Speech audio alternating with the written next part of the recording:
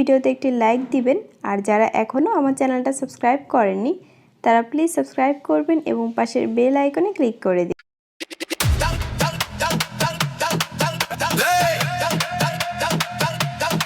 লাল শাড়ি পরিয়া কন্যা রক্ত আলতা পায়ে, আমার চোখের জল মিশিল তোমার মেহেদিতে। আমার কথা মনে পড়লে কান্দিও না, সেই কান্নার দাম দিবে না স্বার্থপর ওই মানুষ। লাল শাড়ি